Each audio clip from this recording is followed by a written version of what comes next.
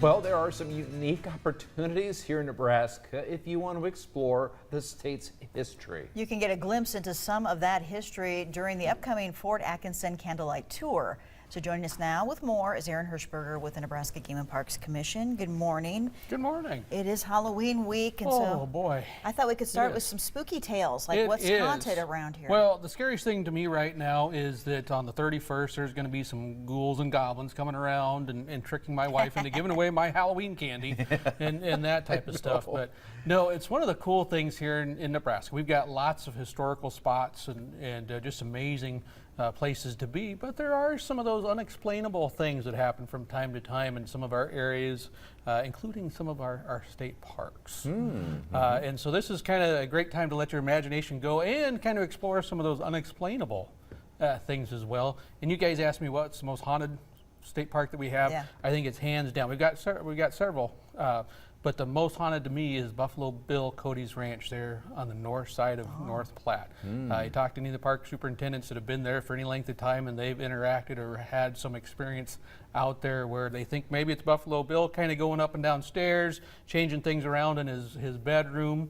There's also been some stories of kids shaking hands with unseen individuals and carrying on conversations. And then you get into the barn where there might have been a little bit of a love triangle going on that maybe one of the jilted lovers is still having some issues. But lots of fun things out there, to say the least. Oh, wow. We'll have to explore that next time we're out there. I have heard a little bit about that, so yeah, that is interesting. And that one, Buffalo Bill seems to visit more during the off season, it seems like. You get into this time of the year and into the holidays a little bit more. When it's not as busy out there. Yep. Okay, so we also want to talk about a candlelight tour happening. Is this a scary event? Because this is at a Fort Atkinson. You know, I think there is kind of that feel to it because you're there after dark. You're going around being led by candlelight and lanterns.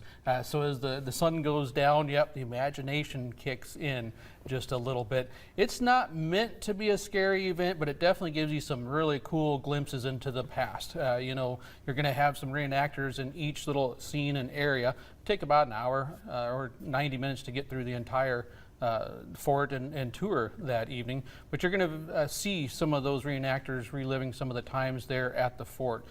This year, they're going to be going through things such as the election of 1824, which, believe it or not, there were 4 candidates that you could vote for president, including Andrew Jackson and John Quincy Adams. I think they were debating who could be on the $20 bill in the future. You'll have to check in with that. Might have my history wrong on that one. But also the return of Fort Atkinson, the commander himself, after some talks with some of the indigenous people around the area. So good transition from the real spooky to a little bit more historical, because I think you're still going to have a little bit of that, tingle up and down your spine, but it's also a little bit more educational. That is a neat place. This is November 2nd? November 2nd, this Saturday, 6 to 9 p.m. And so if you've been looking outside at that time, like you saw in the video, sun's starting to set and it's going to get darker and darker. Reservations are needed, so get a hold of us, outdoornebraska.gov. Okay, very good. Thanks, Aaron. Thanks. All right.